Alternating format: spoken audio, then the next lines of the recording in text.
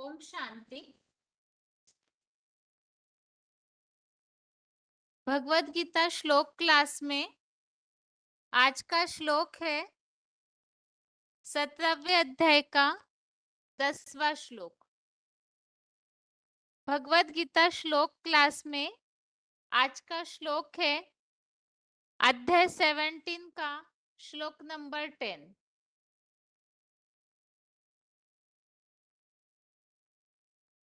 17वें अध्याय में हम समझ रहे हैं खान पान के संबंध में, और जिसके लिए हमने श्लोकों में इस बात को समझा है कि मनुष्यों का जो प्रिय भोजन है वो उनके स्वभाव अनुसार ही होता है, और ये प्रिय भोजन जो है और श्रद्धा भावना जो है सात्विक, राजसी और तामसी किस तरह से होती है। और इसमें शुरू में ही हमने सात्विक अर्थात देवात्माओं का प्रिय भोजन जो बताया है रसीला चिकना भोजन और आयु बुद्धि और स्वास्थ्य के लिए लाभकारी जो है ऐसा भोजन देवात्माओं को प्रिय होता है। और राजसी आत्माओं के लिए हमने समझा रजोगुनी आत्माओं के लिए कड़वा, खट्टा, नमकीन, बहुत गरम, तीखा, रूखा ऐसा भोजन राजसी आत्माओं को प्रिय होता है जो दुख, शोक और रोग पैदा करते हैं, ऐसे बताया हुआ है। अभी आगे आज के क्लास में हम समझते हैं 17वें अध्याय का 10वां श्लोक, अर्थात तामसी लोगों को प्रिय भोजन क्या होता है। श्लोक है यातयामम गतरसम पूति पर्युषितम च यत् उच्छिष्टमपि चामेध्यम भोजनम तामस प्रियम। श्लोक दोबारा। यातयामम गतरसम पूति पर्युषितम च यत् उच्छिष्टमपि चामेध्यम भोजनम तामस प्रियम। श्लोक का संधि विच्छेद है यातयामम गतरसम पूति पर्युषितम च यत् उच्छिष्टम अपि च अमेध्यम भोजनम तामस प्रियम।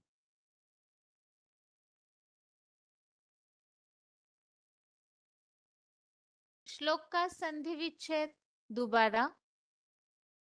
यातयामम गतरसम पूति पर्युषितम च यत् उच्छिष्टम अपि च अमेध्यम भोजनम तामस प्रियम।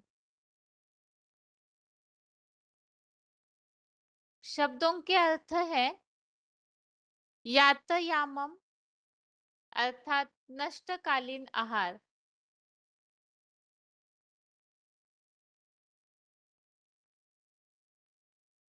गतरसम अर्थात स्वाधीन, पर्युषितम अर्थात बासी, अमेध्यम अर्थात अपवित्र, पूति अर्थात सड़ा हुआ, च अर्थात और, उच्छिष्टम अर्थात झूठा, भोजनम अर्थात भोजन, तामस प्रियम अर्थात तामसी लोगों को प्रिय है।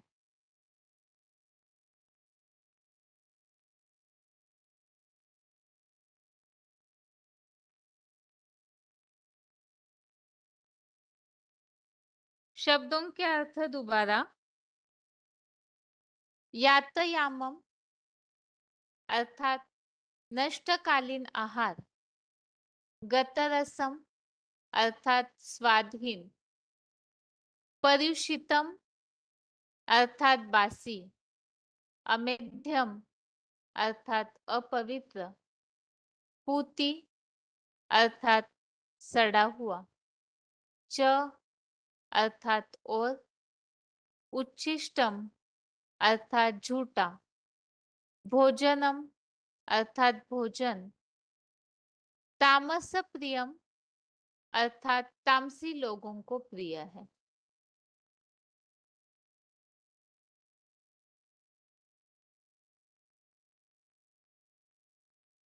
श्लोक का अर्थ है नष्टकालीन आहार खाने में स्वादहीन, बासी, अपवित्र, अचार जैसा सड़ा हुआ और झूठा भोजन तामसी वर्ण संकर लोगों को प्रिय है।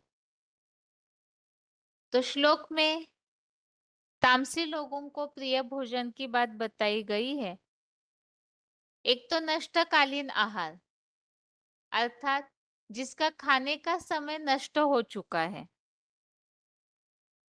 समय के बाद जो भोजन खाया जाता है, जैसे लंबे समय तक ऐसा भोजन बना करके रखा हुआ है जो खाने योग्य नहीं है, जो बताया जाता है आयुर्वेद के हिसाब से भी कि वो लंबे समय ऐसी चीजें जो बना करके रखी जाती है और फिर जहर बनने लगती है, तो ऐसा भोजन खाने में स्वादहीन अर्थात ऐसा भोजन जो आज के कलयुगी पीढ़ी में मिलता है, जो विदेशीयता से प्रभावित होकर जो भोजन बनाया जाता है, जो स्वादहीन हो जाता है और बासी अर्थात बना करके रख के फिर उसके जितने लंबे समय के बाद खाते हैं, अपवित्र जिसके लिए बताया है अचार जैसा सड़ा हुआ, और झूठा भोजन तामसी वर्ण संकर लोगों को प्रिय है। अब वर्ण संकर क्या है, इसे हमने पहले अध्याय में ही समझा है कि ये वर्ण संकर प्रजा जो है वो किस तरह से उत्पन्न होती है, उनकी पैदाइश किस तरह होती है। इसके लिए हमने पहले अध्याय के काफी सारे श्लोकों में वर्ण संकर प्रजा का ही जो प्रसंग चल रहा है, जिसमें बताया हुआ है, एक तो पहले अध्याय का 40वां अध्याय 1 का श्लोक नंबर 40 में ये बात बताई हुई है, कुलक्षय प्रणश्यन्ति कुल धर्मा सनातना, अर्थात कुल का नाश होने पर सनातन धर्म की जो परंपराएं है वो नष्ट हो जाती है, और जो विधर्मी है, अधर्म फैलाने वाले हैं, वो समस्त कुल को चारों ओर दबा लेते हैं, और दबा करके फिर जहाँ कुल की स्त्रियाएं प्रदूषित हो जाती है, क्योंकि विदेशी धर्मों से जब सनातन कुल दब जाता है, प्रभावित हो जाता है, तो फिर कुल की स्त्रियाएं प्रदूषित हो जाती है और उनसे फिर वर्ण संकर प्रजा उत्पन्न होती है। वर्ण संकर अर्थात मिक्सचर, तो जिसमें व्यभिचार की पैदाइश हो जाती है, अर्थात जो ऐसी तामसी आत्माएं हैं, द्वापर युग से विधर्मियों का आक्रमण हुआ और तब से लेकर के कलयुग अंत तक जो वर्ण संकर प्रजा निर्माण होती है सृष्टि पर, ऐसे वर्ण संकर लोगों को ऐसा तामसी भोजन प्रिय होता है, और उस तामसी भोजन में बताया हुआ है कि नष्टकालीन आहार, स्वादहीन, बासी, अपवित्र, सड़ा हुआ और झूठा भोजन जो है ऐसे तामसी लोगों को प्रिय होता है। अभी इस श्लोक का आगे उच्चारण सुनते हैं, और ये तामसी भोजन में कौन सी बातें आती है, इसे हम आगे पॉइंट्स के द्वारा समझेंगे। सबसे पहले है श्लोक का उच्चारण।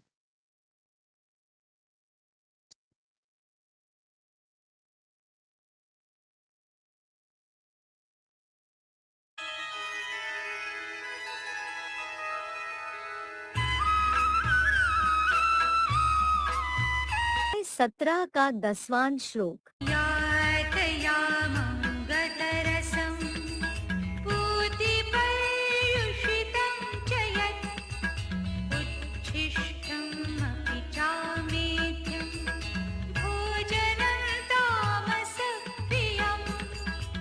यात यामम गत रसम पर्युषितम अमेध्यम नष्टकालीन आहार स्वाधीन बासी अपवित्र पूति च उच्छिष्टम भोजनम तामस प्रियम। सड़ा हुआ और जूठा भोजन तामसी लोगों को प्रिय है। यात यामम गत रसम पर्युषितम अमेध्यम पूति च उच्छिष्टम भोजनम तामस प्रियम।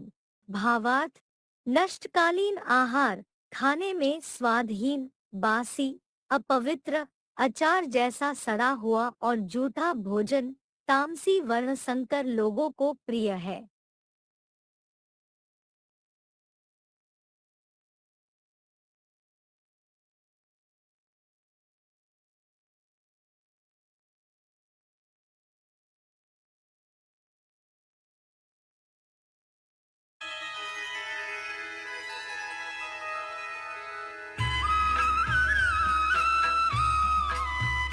सत्रह का 10वां श्लोक। यात यामं गतरसं पूतिपर्युषितं च यत् उच्छिष्टमपि चामेध्यं भोजनं तामसप्रियम्।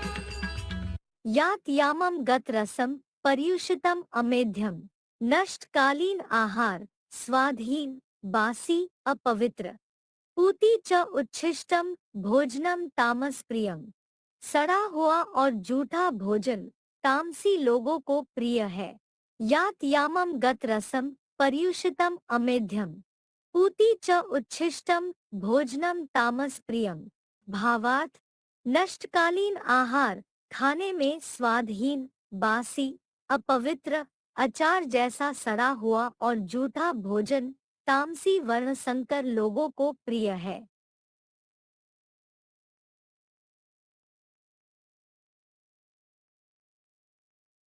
सबसे पहला है जो श्लोक में बात आई है बासी भोजन की, इसके लिए वार्तालाप नंबर 1715, डिस्कशन नंबर 1715, 47 मिनट्स के बाद से लिया हुआ पॉइंट है। ब्राह्मणों को बासी खाना खाना चाहिए कि नहीं? ब्राह्मणों को बासी खाना खाना चाहिए कि नहीं? बाहर का खाना बासी खाना नहीं क्यों खाना चाहिए? जो नींद ज्यादा लाए ऐसा भोजन क्यों करना चाहिए? जैसे रात का रोटी बन जाता है। भोजन तो बनाने के 1 घंटे के अंदर ही खा लेना चाहिए। वो असल में ताजा भोजन है। 1 घंटे के बाद जितना रखा रहेगा वो बासी होता रहेगा। है? हाँ, खाओ खूब खाओ। हाँ हाँ, बाल बच्चों को खिलाओ।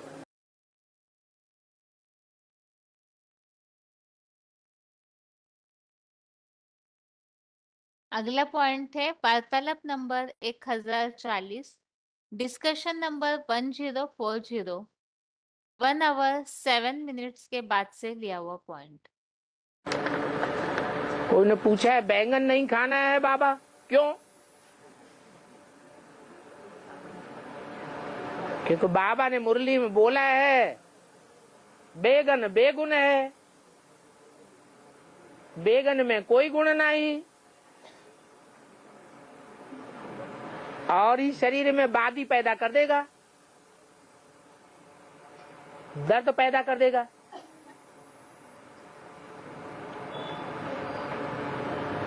तो जैसे और चीजों को खाने के लिए मना कर दिया, अचार खाने को मना कर दिया, सड़ा के बनाया जाता है,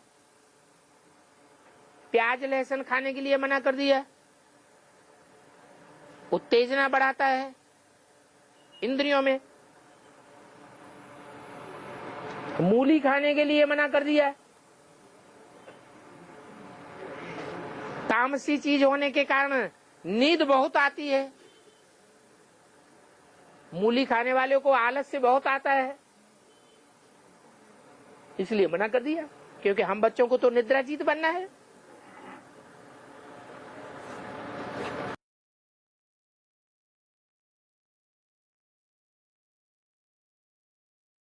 अगला पॉइंट थे VCD number 1340, VCD number 1340, 33 minutes के बाद से लिया हुआ पॉइंट।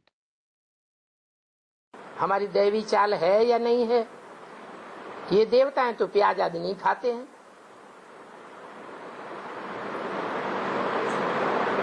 माना क्या बताया कि जो देवताएं खाते हैं वही खान पान हमारा भी होना चाहिए। इन पर तो फल फूल भोग चढ़ाते हैं।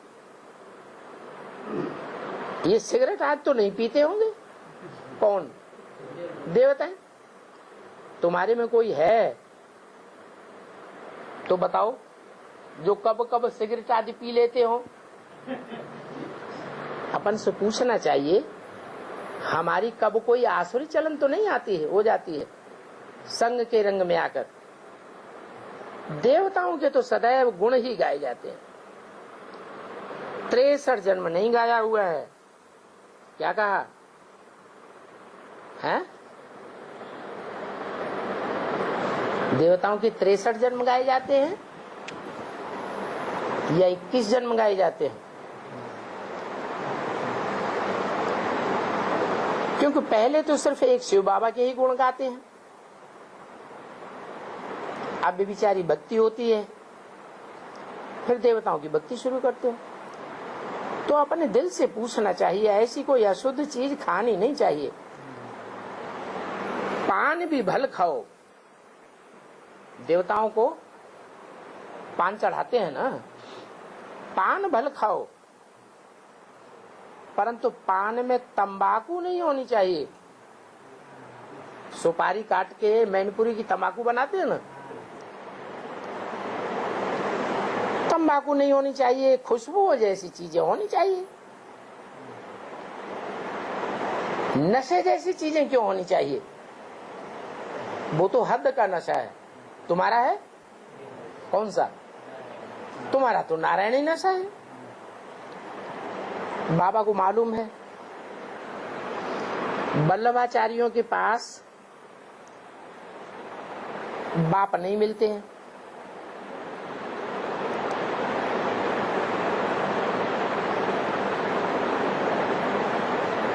वल्लभाचार्यों के पास क्यों नहीं मिलते? वल्लभ किसे कहा जाता है? वल्लभ ही जिनका आचार्य है। कृष्ण को वल्लभ कहते हैं। उनके पान बड़े ही खुशबू मसालेदार होते हैं।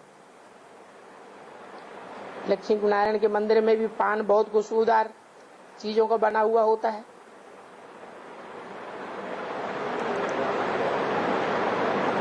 उसमें खुशबू बहुत अच्छी होती है।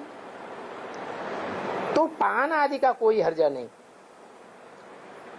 ये कोई खराब चीज नहीं है।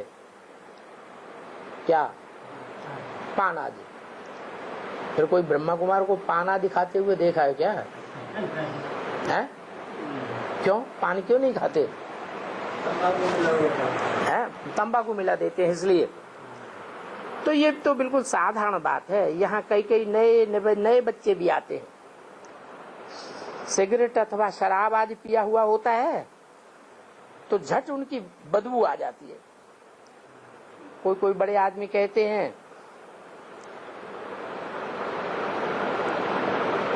तो फिर उनके कहने से उनको अलाउ किया जाता है। समझो कोई बड़ा आदमी आता है, पूछता है हम क्लास में आवे, तो उनको ऐसे ही थोड़े ही कह देंगे कि नहीं आओ। अगर सीधे कह देंगे तो वो अच्छा फील नहीं करेगा। तो कोई नए नए भी आते हैं, बीड़ी वाले आते हैं, उनकी बांस तो आती है। तो बाबा कहते हैं अपनी जांच करनी है। हम ऐसी कोई अशुद्ध चीज तमोगुणी चीज तो नहीं खाते हैं जो दूसरों को परेशानी हो जावे। ये मूली की भी उगराई बड़ी छी आती है। एक तो बदबू आती है मूली में, और दूसरे मूली खाने से नींद बहुत आती है। पित्तोपाचक, पेट के लिए तो अच्छी है। जिनका पेट खराब रहता हो उनके लिए मूली अच्छी है, लेकिन दुर्गुण क्या है उसमें? नींद बहुत लाती है, डकार बहुत खराब आती है। तो ऐसी ऐसी खटाई आदि की तमोगुणी चीजें नहीं खानी चाहिए। मना, अचार खाने के लिए भी मना कर दिया। अचार में खटाई होती है ना, वो भी मना कर दिया। देवताओं को तो शुद्ध चीजों को भोग लगाया जाता है, और अचार तो सड़ा के बनाया जाता है। कोई चीज का अचार बनाएंगे तो उसको सड़ाया जाता है कि नहीं? सड़ा के बनाते हैं, तो तमगुणी हो गया ना।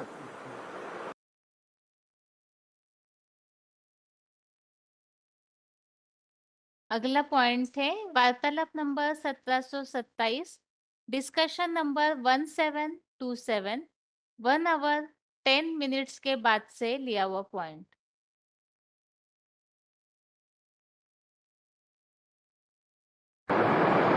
उनको कहते हैं बंध संप्रदाय।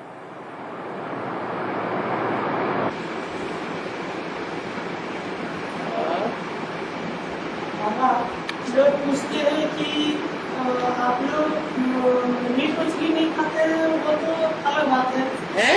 जैसे लोग पूछते हैं कि आप लोग मीट मछली नहीं खाते हैं, वो तो ठीक है, लेकिन प्याज लहसुन क्यों नहीं खाते?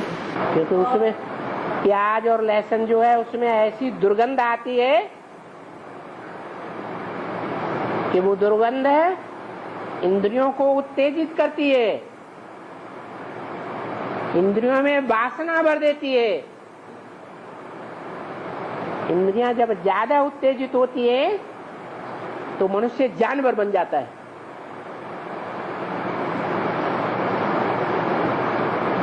इसलिए ऐसी उत्तेजना पैदा करने वाली चीजों को नहीं खाना। तो और भी ऐसी ऐसी सब्जियां होगी।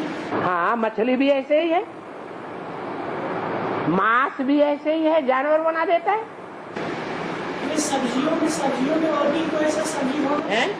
वनस्पतियों में और भी कोई? वो आर्टिफिशियल सब्जियां बनाई हुई है ना, मांस जैसी। वो क्या बनाया है? मशरूम। वो भी तो मांस जैसा लोंदड़ा ही है। और ओम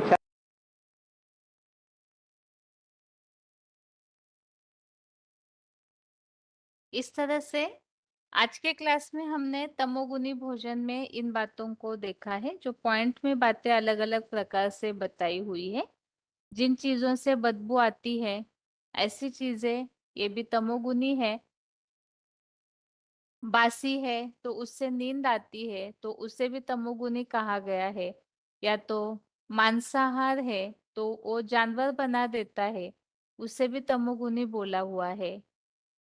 तो इस तरह से ऐसा, और अचार जो सड़ा करके बनाया जाता है, तो ऐसा नष्टकालीन आहार अचार जैसा जो सड़ा हुआ भोजन है, बासी है और झूठा, तो ये सारा जो भोजन है ये तमोगुनी आत्माओं को प्रिय होता है, अर्थात ये तामसी भोजन है, तो इसे नहीं लेना चाहिए।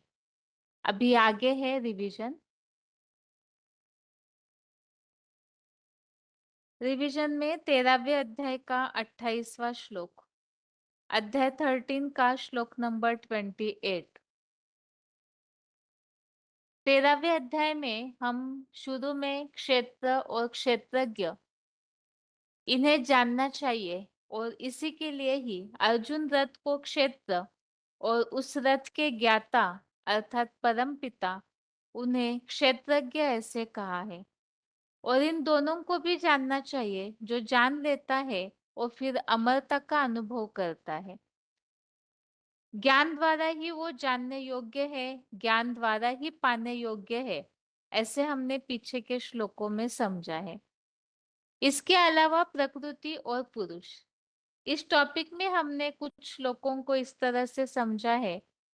तो श्लोक का जो सिंपल अर्थ है उस अनुसार तो आत्मा जो है प्रकृति से निर्मित तीन गुणों को और विकारों को भोगती है और इसी के कारण आत्मा सत असत योनियों में जन्म लेते रहती है।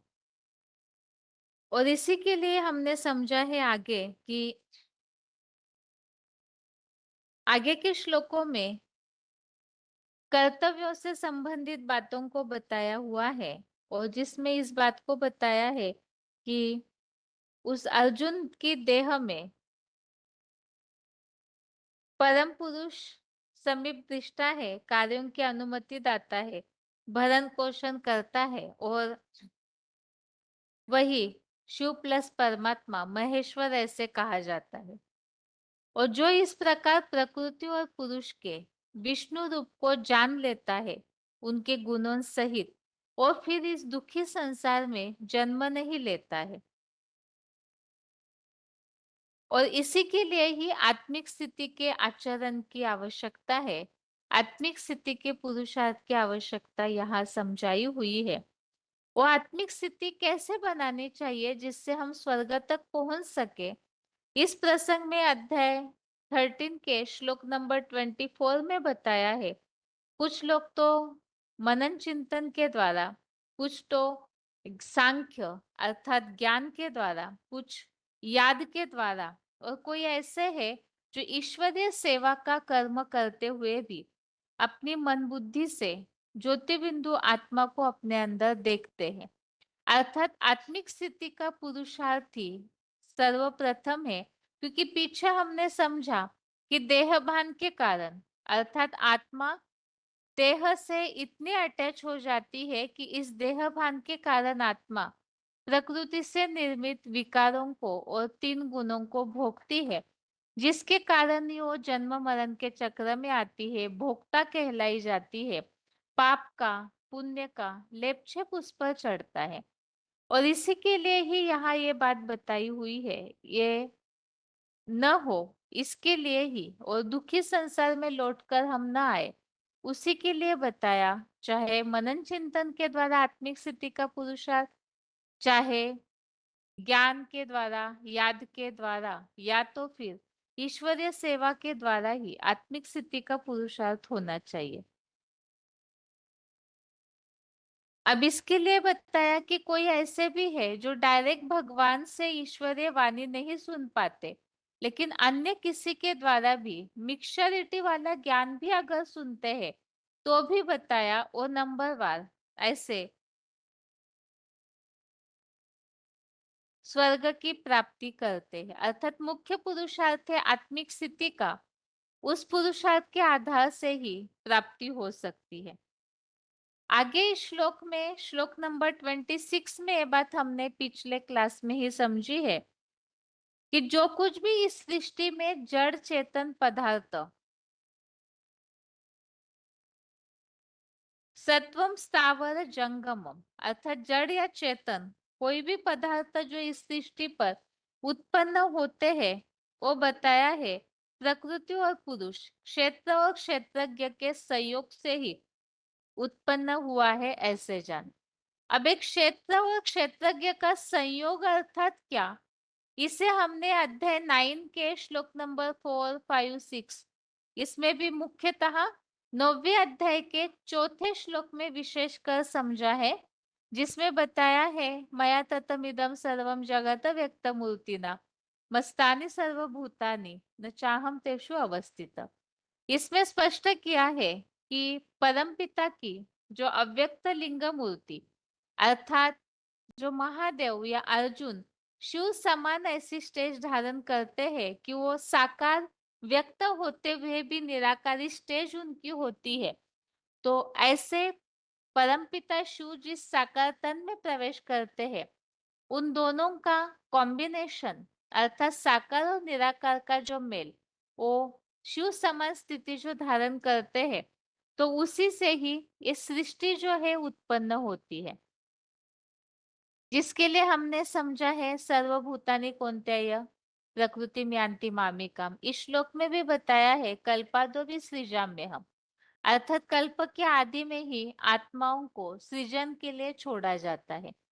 तो ऐसे जहां नई सृष्टि की शुरुआत होती है उस मनुष्य सृष्टि के पिता या अर्जुन जो अपनी निराकारी स्टेज के द्वारा शिव समान स्थिति के द्वारा परमपिता शिव की उनमें प्रविष्टता से वो संख्य रंग से ऐसी स्थिति धारण करते हैं कि उस आधार से वो इस नई सृष्टि के निर्मित के निमित्त बनते, जिसके लिए बताया है कि विनाश होते समय भी जो सभी प्राणियों में याद की शक्ति के द्वारा स्मृति द्वारा समान भाव से बैठने वाले उस अविनाशी परम ब्रह्म परमेश्वर अर्थात उस स्थिति को जो देखते हैं कि सब में याद की ऊर्जा ही समाई हुई है, तो ऐसे जो देखने वाले हैं वो ठीक देखते हैं।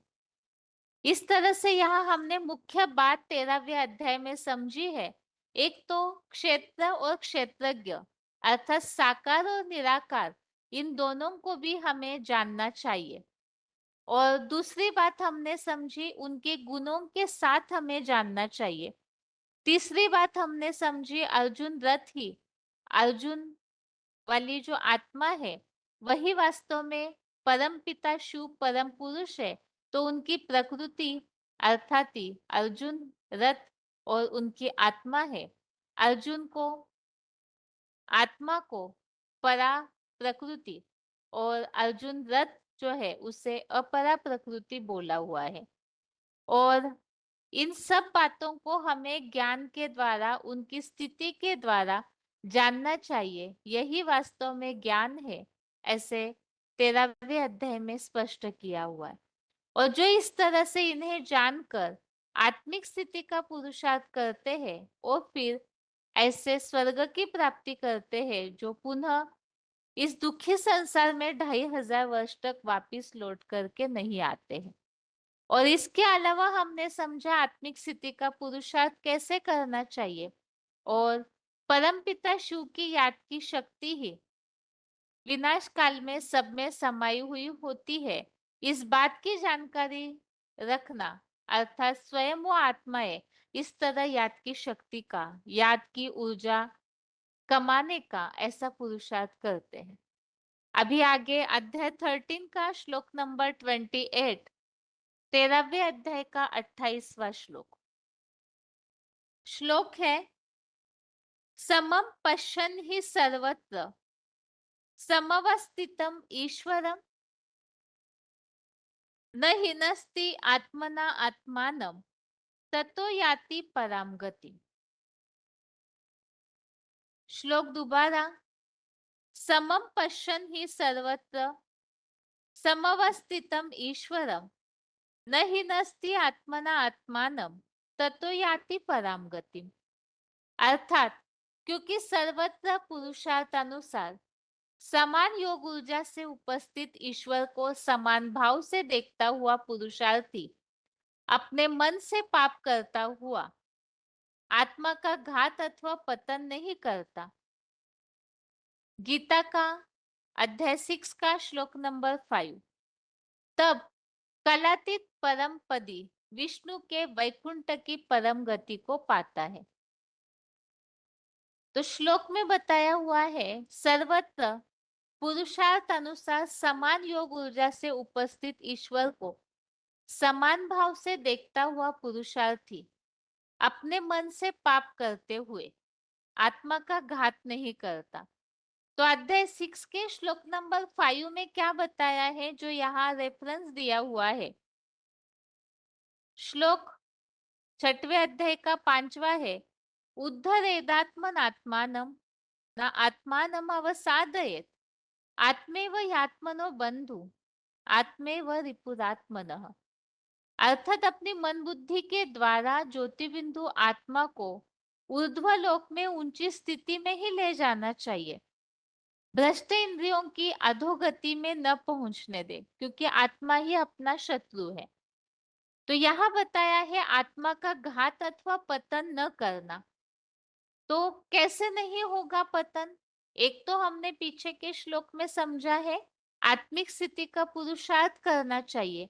वो कैसे? चाहे ज्ञान के मनन चिंतन के द्वारा, चाहे याद की स्थिति बना करके, चाहे ईश्वरीय सेवा के द्वारा आत्मिक स्थिति का पुरुषार्थ ही करना चाहिए। आत्मा को, मन को नीचे की ओर भ्रष्ट इंद्रियों में न उतरने दे, अर्थात मन बुद्धि की शक्ति का पतन नहीं होने देना चाहिए।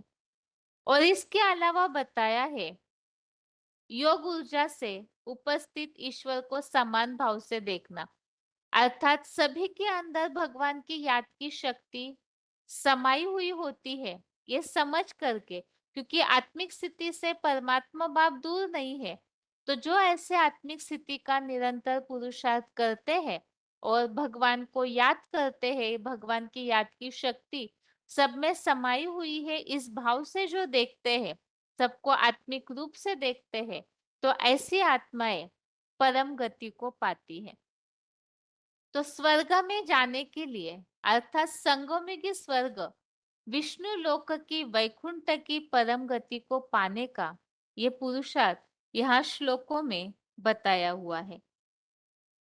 ऐसे तो कई सारे ऐसे श्लोक हैं जिसमें परम गति पाने की बात को बताया हुआ है। 8वें अध्याय में कई ऐसे श्लोक हैं जिसमें इस बात को स्पष्ट किया हुआ है। अभ्यास योग युक्तेन चेतसा नान्यगामिना परमम पुरुषम दिव्यम याति पार्थानुचिंतन।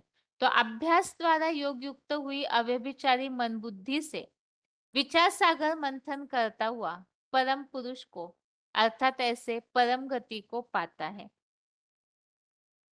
तो भगवत गीता में तो परम गति की प्राप्ति के लिए कई ऐसे श्लोक है जिसमें अव्यभिचारी याद के द्वारा ही परम गति की प्राप्ति की बात बताई हुई है।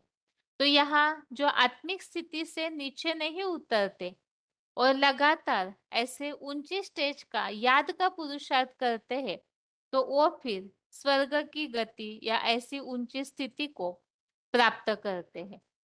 अब सब में समान भाव से बैठने वाले ईश्वर, अर्थात सब में याद की ऊर्जा समाई हुई है। इस बात के लिए ही इसी से मिलता जुलता एक और श्लोक जो हमने देखा था, अध्याय 6 का श्लोक नंबर 29, 6वें अध्याय का 29वें श्लोक में भी इससे मिलती जुलती बातें सेम इसी तरह नहीं, सर्वभूतस्थ आत्मानं सर्वभूतानि चात्मनि ईक्षते योग युक्तात्मा सर्वत्र समदर्शनः। तो इसमें बताया है कि जो परमात्मा की लगन में लगा हुआ पुरुष सब जगह समान दृष्टि वाला होकर प्राणियों में स्थित ज्योतिबिंदु आत्मा को अथवा सब प्राणियों को आत्मिक स्वरूप में देखता है। और इसी तरह से 30वें श्लोक में भी इस तरह से बात बताई हुई है कि सब जगह जो प्रेमी और प्रेमिका की भांति मेरे में ही सबको देखता है, तो इस तरह से वो मेरे से दूर या अदृश्य नहीं होता। और श्लोक नंबर 31 में अध्याय 6 के 31 में भी इस तरह से एक बात आई है कि परमात्मा का आश्रय लेने वाला सब प्राणियों में भगवान की याद की ऊर्जा स्थित है, ऐसे मान करके जो भजता है और सब प्रकार से व्यवहार करता हुआ एक भगवान में ही रहता है। अर्थात इन सब में ही, जैसे 32 श्लोक में भी बताया है, आत्म भाव से अपनी तरह ही सब आत्माओं को समान भाव से देखता है, वो फिर ऊंची स्थिति को प्राप्त करता है। तो यहाँ पर बात है सबको आत्मिक स्थिति से देखना और भगवान की याद की शक्ति सब में समाई हुई है, ऐसे समझकर आत्मी आत्मा का पतन न करने वाले ही परम गति की प्राप्ति करते हैं। ये अध्याय 13 का श्लोक नंबर 28 हमने क्लास में समझा है। अभी आगे इस श्लोक का उच्चारण। समं पश्यन् हि सर्वत्र समवस्थितं ईश्वरं न हि नस्त्यात्मनात्मानं ततो याति परां गतिम्। क्योंकि सर्वत्र पुरुषार्थ अनुसार समान योग ऊर्जा से उपस्थित ईश्वर को समान भाव से देखता हुआ पुरुषार्थी अपने मन से पाप करते हुए आत्मा का घात पतन नहीं करता। देखिए गीता के 6वें अध्याय का 5वां श्लोक, तब परम पदी कलातीत विष्णु के वैकुंठ की परम गति को पाता है। समं पश्यन् हि सर्वत्र समवस्थितं ईश्वरं न हि नस्त्यात्मनात्मानं ततो याति परां गतिम्। क्योंकि सर्वत्र पुरुषार्थ अनुसार समान योग ऊर्जा से उपस्थित ईश्वर को समान भाव से देखता हुआ पुरुषार्थी अपने मन से पाप करते हुए आत्मा का घात पतन नहीं करता। देखिए गीता के 6वें अध्याय का 5वां श्लोक। तब परम पदी कलातीत विष्णु के वैकुंठ की परम गति को पाता है। आगे श्लोक में बात आई है सर्वत्र समान योग ऊर्जा से उपस्थित ईश्वर।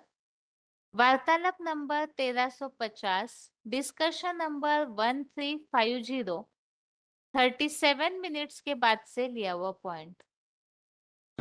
हर पदार्थ के अंदर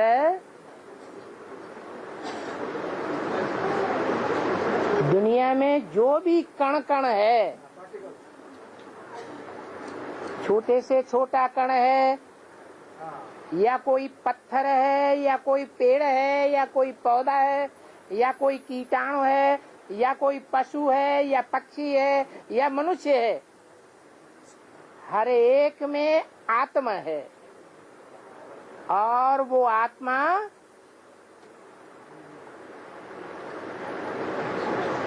शक्ति धारण करती है, नंबरवार शक्ति धारण करती है। लेकिन किससे शक्ति धारण करती है ये कोई बताए। तो ढूंढते ही रहेंगे।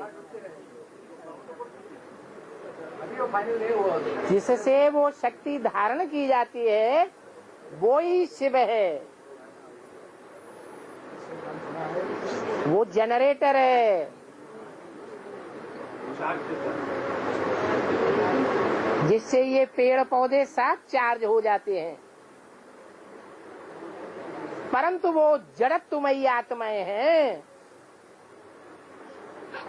वो चैतन्य आत्माएं नहीं है। चैतन्य आत्मा सिर्फ मनुष्य है, और मनुष्यों में भी नंबरवार चैतन्य और नंबरवार जड़त्वमयी है।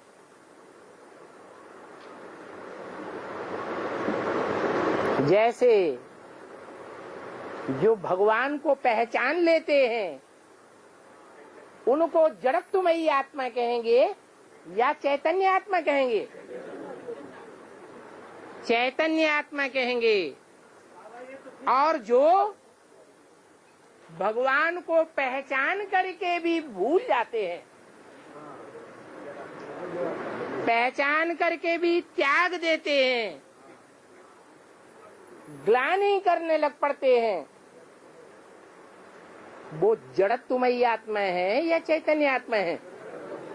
उनको भी जड़त्वमयी आत्मा कहेंगे। और नंबरवार कहेंगे। इस हिसाब से वो सुप्रीम सोल जो नंबरवार जाना जाता है, नंबरवार पहचाना जाता है, उन पहचानने वालों में कोई एक ऐसा है कि पहचानने के बाद कभी भी अनिश्चय बुद्धि में नहीं आता।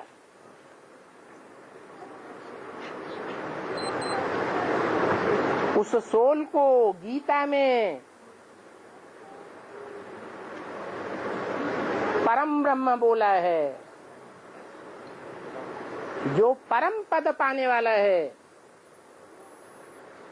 वो परम पद विष्णु पद है। इसलिए 3 प्रकार की आत्माएं बताई हैं। एक भोगी और एक अभोक्ता।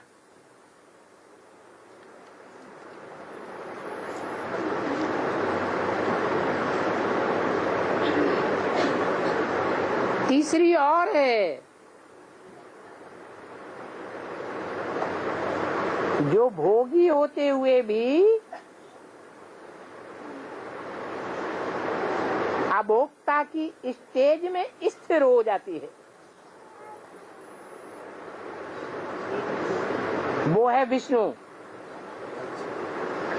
जिसके लिए गायन है आनंदम मंगलम भगवान विष्णु,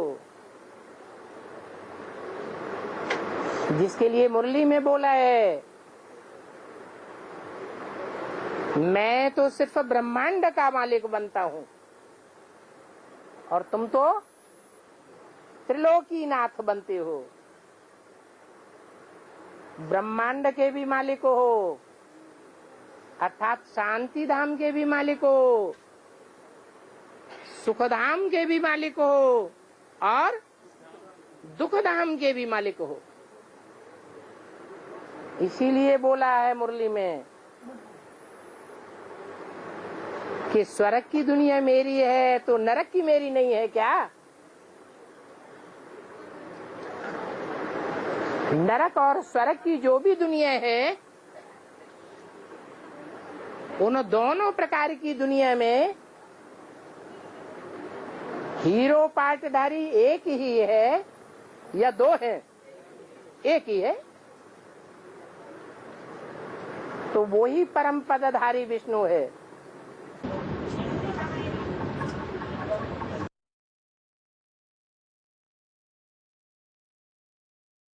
आत्मा का घात नहीं करता है, जो बताया हुआ है मन से अपने आत्मा का पतन नहीं होने देता है।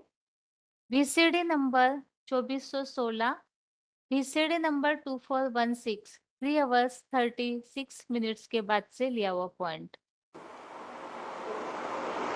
यहाँ संगम में सदगति है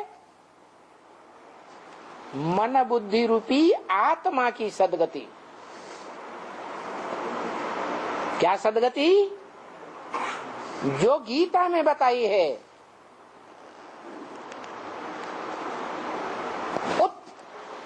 हरे आत्मा आत्मानम, मन बुद्धि रूपी आत्मा ज्योति बिंदु को मन बुद्धि के द्वारा ऊपर हरण करके ले जाना चाहिए। क्या?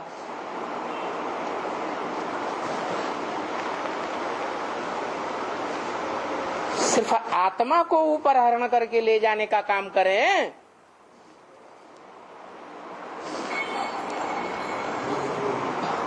कर्मेंद्रियों से कर्म करना छोड़ दें, हैं? क्या करें? हाँ, कर्म करें,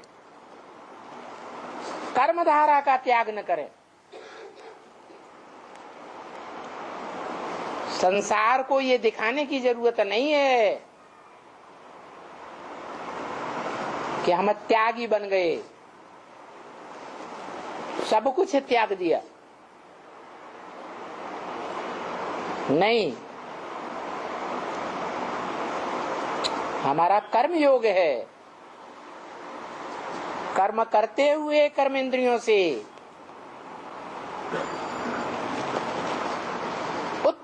हरे आत्मा आत्मानम, उत माने ऊपर, हरे तो माने हरण करके ले जाए बुद्धि से जबरदस्ती। क्या?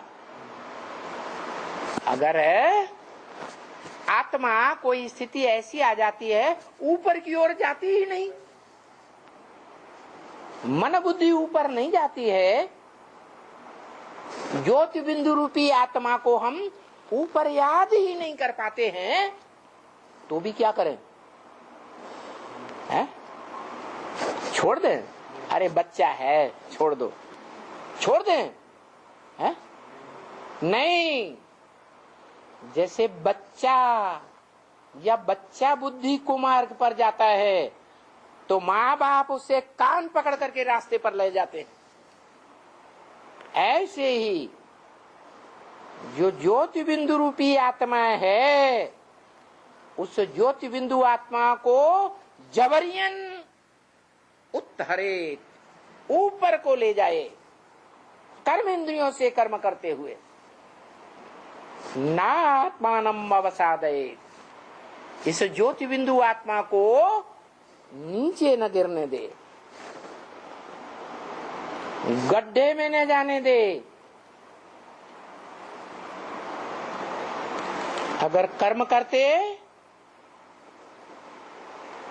आत्मा ज्योति बिंदु गड्ढे में चली गई तो क्या होगा? है दुर्गति हो जाएगी।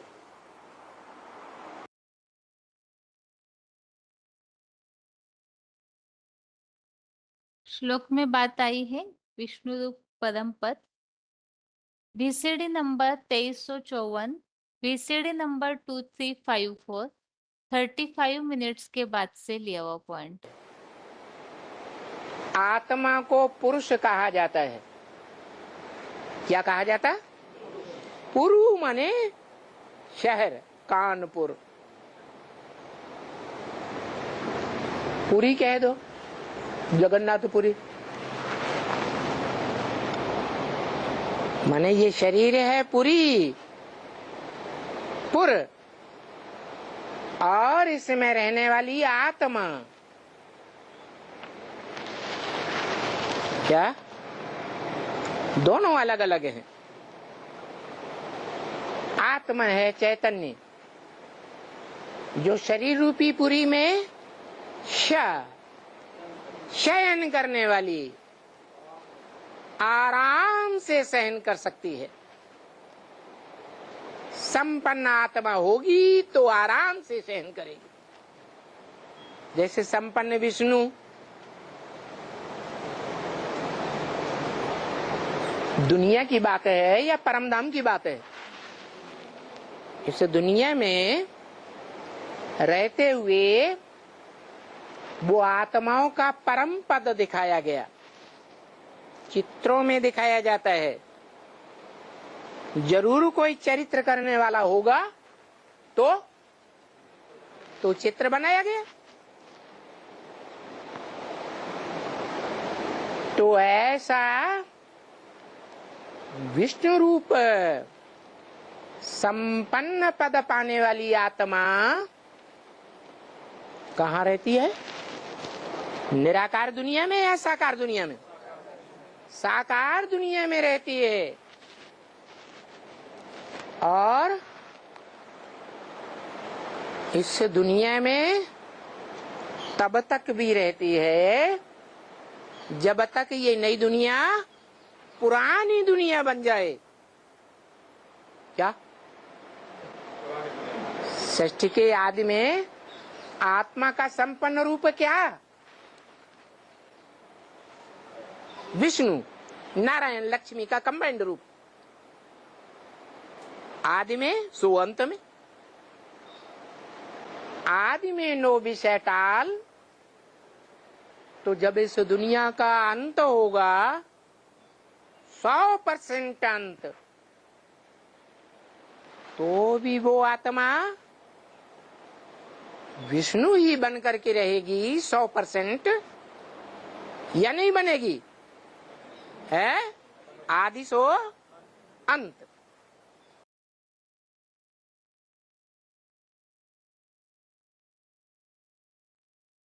कलातीत विष्णु का वैकुंठ लोक, VCD number 3022, VCD number 3022, 12 minute 12 minutes के बाद से लिया हुआ पॉइंट।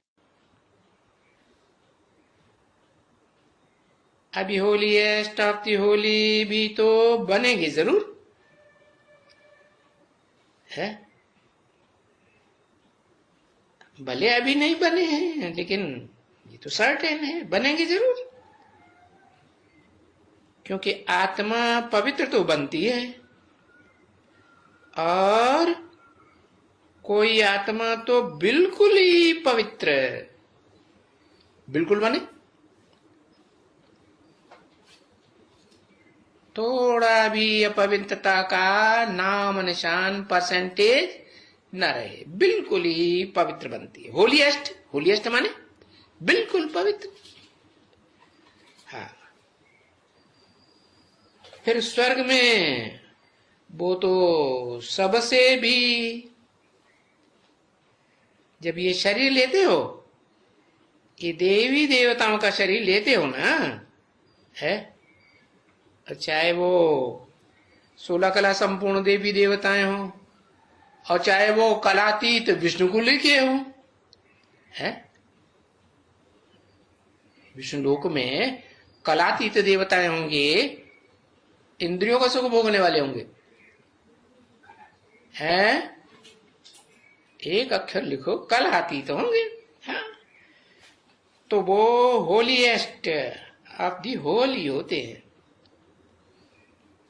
हैं स्वर्ग में, क्योंकि स्वर्ग तो 16 कला संपूर्ण को भी स्वर्ग ही कहेंगे, क्योंकि स्व स्थिति में गए। और जो विष्णु लोक है उसमें भी स्वर्ग कहेंगे या नहीं कहेंगे? हाँ, वहां भी स्व स्थिति में है ना, स्व स्थिति में गए तो होली होते हैं।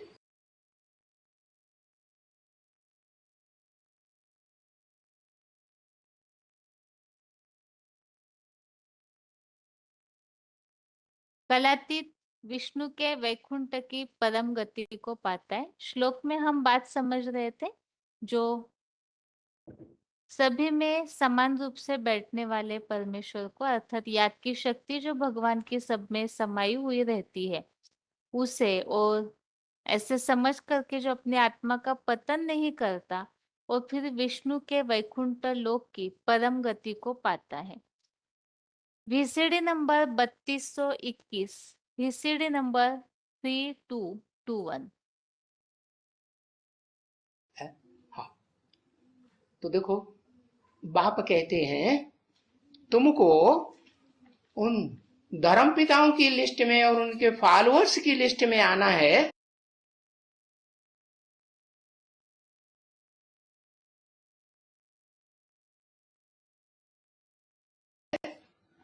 या देवी देवता धर्म की लिस्ट में आना है? कौन सी लिस्ट में आना है? देवी देवता धर्म की लिस्ट में आना है। उसमें देवी की तो बात ही छोड़ दो, है? देवी की बात छोड़ेंगे कि रखेंगे? अरे स्वीकार करो या ना करो, इनकार करो, है? देवी नहीं बनेंगे, है? आत्मा बने हैं। हाँ, क्या रखेंगे? रखेंगे, क्या रखेंगे?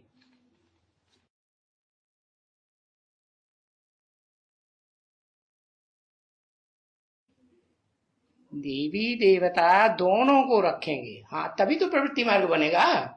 हाँ, तो वो तभी कहा जाएगा प्रवृत्ति मार्ग, और प्रवृत्ति मार्ग की दुनिया में तभी आएंगे, ऊंचते ऊंच दुनिया में, विष्णु के वैकुंठ लोक में। कब आएंगे? जब अपन को ये समझेंगे कि मैं आत्मा हूं, मैं आत्मा स्त्री चोले का भी जन्म लेता हूं और मैं आत्मा पुरुष चोले का भी जन्म लेता हूं।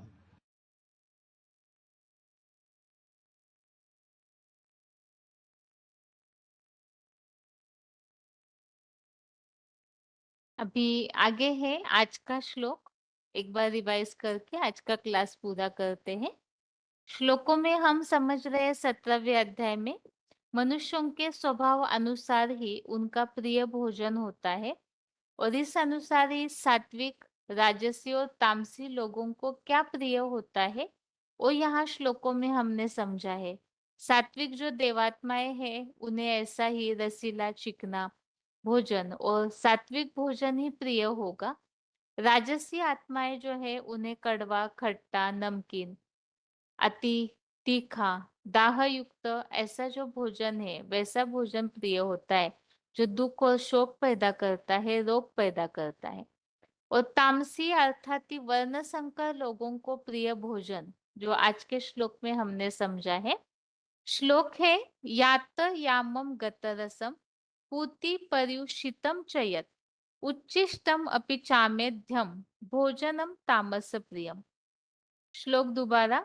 यात यामम गतरसम पूति पर्युषितम च यत् उच्छिष्टम अपि चामेध्यम भोजनम तामस प्रियम।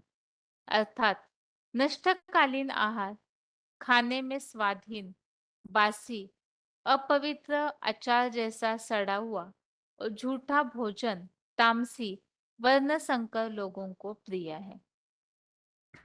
तो ये तमोप्रधान आत्माओं को अर्थात ऐसे स्वभाव धारण करने वालों का प्रिय भोजन यहाँ बताया है, जो हमने पॉइंट्स के द्वारा समझा है। ऐसे तो मुरलियों में बहुत सारी बातें आती है, जब ये श्लोक रिवाइज होगा तो उस समय और भी ऐसे पॉइंट्स जो मुरलियों में बताए हैं तामसी भोजन संबंधित, तो उसे देखेंगे।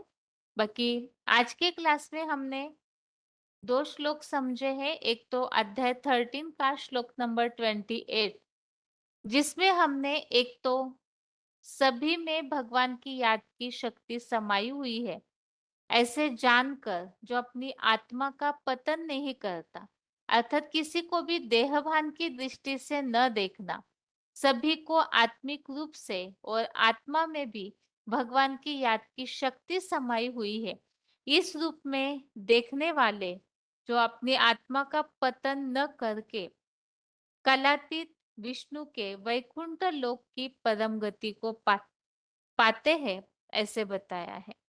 तो मुख्य पुरुषार्थ है आत्मिक स्थिति का और सबको आत्मिक रूप से देखना, जिनमें सब में भगवान की याद की शक्ति नंबरवार समाई हुई है, तभी ही स्वर्ग की परम पद विष्णु लोक की प्राप्ति हो सकती है। और 10वें श्लोक में 17वें अध्याय के हमने तामसी लोगों का प्रिय भोजन समझा है। तो जो ब्राह्मण सो देवता बनने का पुरुषार्थ करने वाले हैं, उन्हें ऐसा भोजन जो है वो खाना नहीं चाहिए, जो मुरलियों में बताया हुआ है। ये सब भोजन खाने से टालना है, ताकि निद्राजित भी बनना है और तमोप्रधान गुण स्वभाव संस्कार परिवर्तन होंगे, तो ही जो देवता बनने का लक्ष्य लिया है उसकी प्राप्ति और वैसे स्वभाव संस्कार वैसी स्थिति भी बन सकती। इस तरह से आज के क्लास में इन 2 श्लोकों को हमने समझा है, जो संक्षेप में यहाँ रिवाइज किया है। अभी आज के लिए गीता क्लास यहाँ ही पूरा करते हैं। ओम शांति।